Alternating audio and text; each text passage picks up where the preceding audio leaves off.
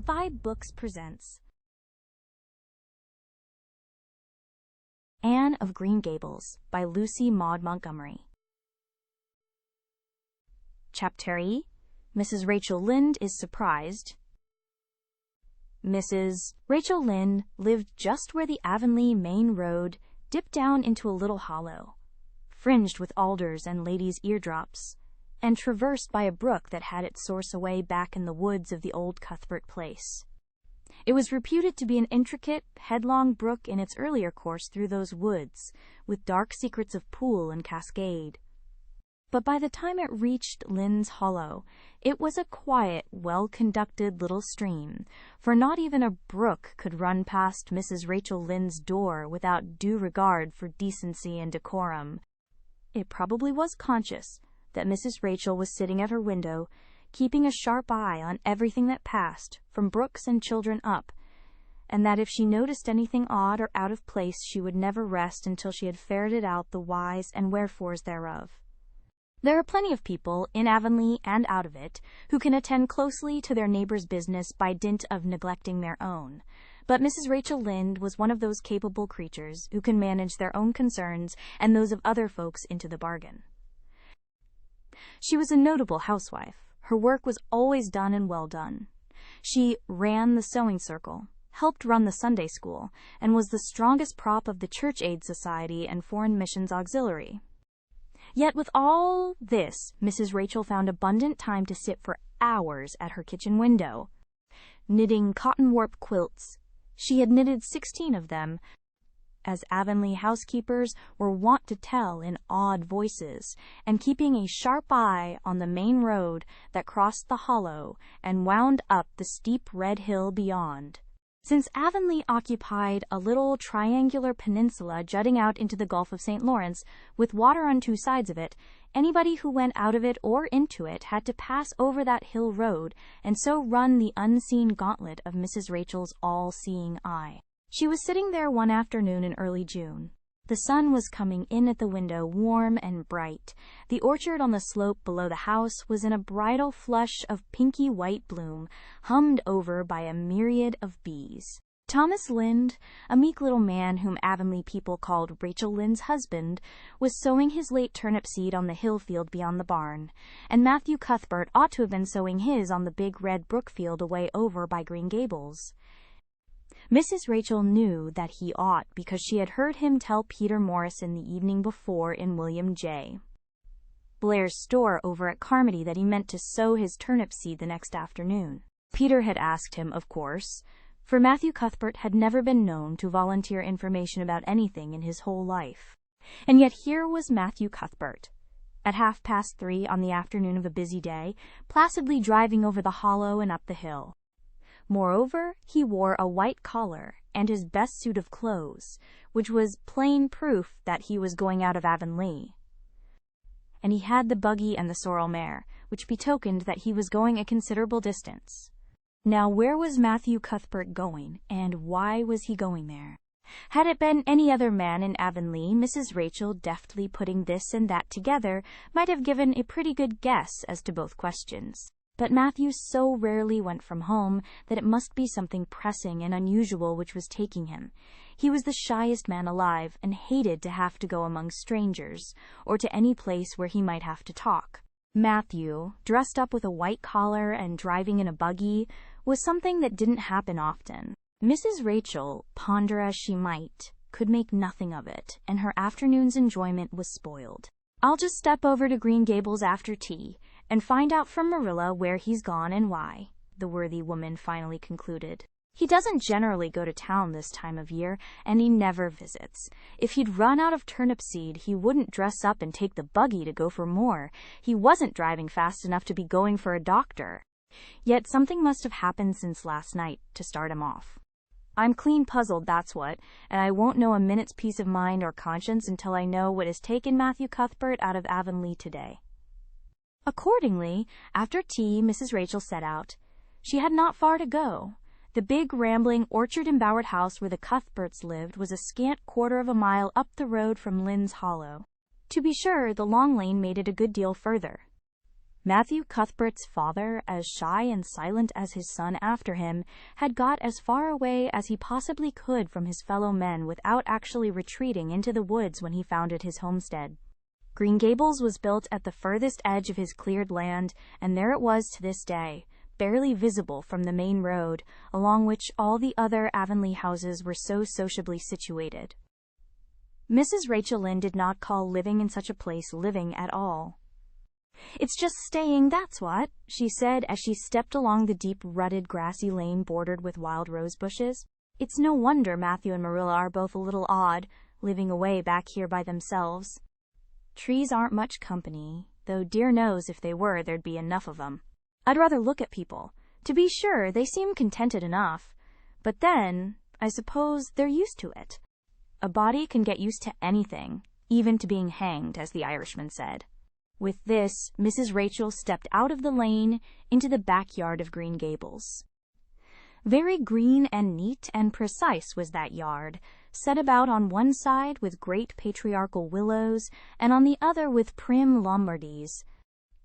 Not a stray stick nor stone was to be seen, for Mrs. Rachel would have seen it if there had been. Privately, she was of the opinion that Marilla Cuthbert swept that yard over as often as she swept her house. One could have eaten a meal off the ground without overbrimming the proverbial peck of dirt. Mrs. Rachel rapped smartly at the kitchen door and stepped in when bidden to do so. The kitchen at Green Gables was a cheerful apartment, or would have been cheerful if it had not been so painfully clean as to give it something of the appearance of an unused parlor. Its windows looked east and west. Through the west one, looking out on the backyard, came a flood of mellow June sunlight. But the east one, whence you got a glimpse of the bloom-white cherry trees in the left orchard and nodding, slender birches down in the hollow by the brook, was greened over by a tangle of vines. Here sat Marilla Cuthbert, when she sat at all, always slightly distrustful of sunshine, which seemed to her too dancing and irresponsible a thing for a world which was meant to be taken seriously, and here she sat now, knitting, and the table behind her was laid for supper. Mrs. Rachel, before she had fairly closed the door, had taken a mental note of everything that was on that table. There were 3 plates laid, so that Marilla must be expecting someone home with Matthew to tea, but the dishes were everyday dishes, and there was only crabapple preserves and one kind of cake, so that the expected company could not be any particular company. Yet what of Matthew's white collar and the sorrel mare? Mrs. Rachel was getting fairly dizzy with this unusual mystery about quiet, unmysterious Green Gables. "Good evening, Rachel," Marilla said briskly. "This is a real fine evening, isn't it? Won't you sit down? How are all your folks?" Something that for lack of any other name might be called friendship existed and always had existed between Marilla Cuthbert and Mrs. Rachel, in spite of, or perhaps because of, their dissimilarity. Marilla was a tall, thin woman with angles and without curves. Her dark hair showed some gray streaks and was always twisted up in a hard little knot behind, with 2 wire hairpins stuck aggressively through it. She looked like a woman of narrow experience and rigid conscience, which she was. But there was a saving something about her mouth which, if it had been ever so slightly developed, might have been considered indicative of a sense of humor. "We're all pretty well," said Mrs. Rachel. "I was kind of afraid you weren't, though. When I saw Matthew starting off today, I thought maybe he was going to the doctor's." Marilla's lips twitched understandingly. She had expected Mrs. Rachel up. She had known that the sight of Matthew jaunting off so unaccountably would be too much for her neighbor's curiosity. "Oh, no, I'm quite well, although I had a bad headache yesterday," she said. "Matthew went to Bright River. We're getting a little boy from an orphan asylum in Nova Scotia, and he's coming on the train tonight." If Marilla had said that Matthew had gone to Bright River to meet a kangaroo from Australia, Mrs. Rachel could not have been more astonished. She was actually stricken dumb for 5 seconds. It was unsupposable that Marilla was making fun of her, but Mrs. Rachel was almost forced to suppose it. "Are you in earnest, Marilla?" she demanded when voice returned to her. "Yes, of course," said Marilla, as if getting boys from orphan asylums in Nova Scotia were part of the usual spring work on any well-regulated Avonlea farm, instead of being an unheard-of innovation. Mrs. Rachel felt that she had received a severe mental jolt. She thought in exclamation points. A boy!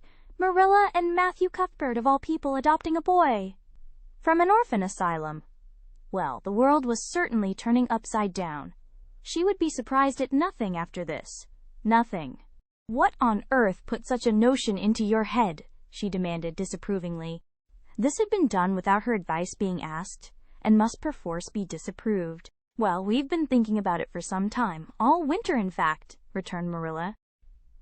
Mrs. Alexander Spencer was up here one day before Christmas, and she said she was going to get a little girl from the asylum over in Hopeton in the spring.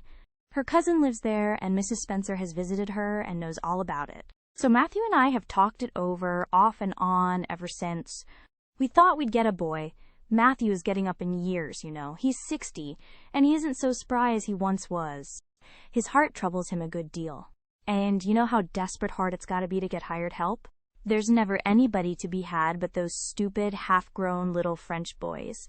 And as soon as you do get one broke into your ways and taught something, he's up and off to the lobster canneries or the States. At first, Matthew suggested getting a homeboy. But I said no flat to that. They may be all right. I'm not saying they're not. But no London street Arabs for me, I said. Give me a native-born, at least. There'll be a risk, no matter who we get. But I'll feel easier in my mind and sleep sounder at nights if we get a born Canadian. So in the end, we decided to ask Mrs. Spencer to pick us out one when she went over to get her little girl. We heard last week she was going, so we sent her word by Richard Spencer's folks at Carmody to bring us a smart, likely boy of about 10 or 11. We decided that would be the best age, old enough to be of some use in doing chores right off and young enough to be trained up proper. We mean to give him a good home and schooling. We had a telegram from Mrs. Alexander Spencer today. The mailman brought it from the station, saying they were coming on the 5:30 train tonight. So Matthew went to Bright River to meet him. Mrs. Spencer will drop him off there. Of course she goes on to White Sands Station herself. Mrs. Rachel prided herself on always speaking her mind. She proceeded to speak it now, having adjusted her mental attitude to this amazing piece of news. Well, Marilla, I'll just tell you plain that I think you're doing a mighty foolish thing. A risky thing, that's what. You don't know what you're getting. You're bringing a strange child into your house and home, and you don't know a single thing about him, nor what his disposition is like, nor what sort of parents he had, nor how he's likely to turn out. Why, it was only last week I read in the paper how a man and his wife up west of the island took a boy out of an orphan asylum and he set fire to the house at night. Set it on purpose, Marilla, and nearly burnt them to a crisp in their beds. And I know another case where an adopted boy used to suck the eggs. They couldn't break him of it. If you had asked my advice in the matter, which you didn't do, Marilla, I'd have said for mercy's sake not to think of such a thing, that's what.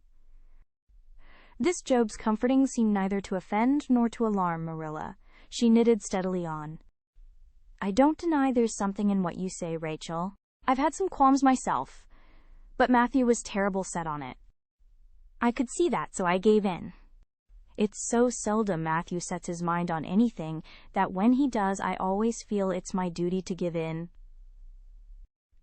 And as for the risk, there's risks in pretty near everything a body does in this world. There's risks in people's having children of their own if it comes to that. They don't always turn out well. And then Nova Scotia is right close to the island. It isn't as if we were getting him from England or the States. He can't be much different from ourselves. Well, I hope it will turn out all right, said Mrs. Rachel in a tone that plainly indicated her painful doubts.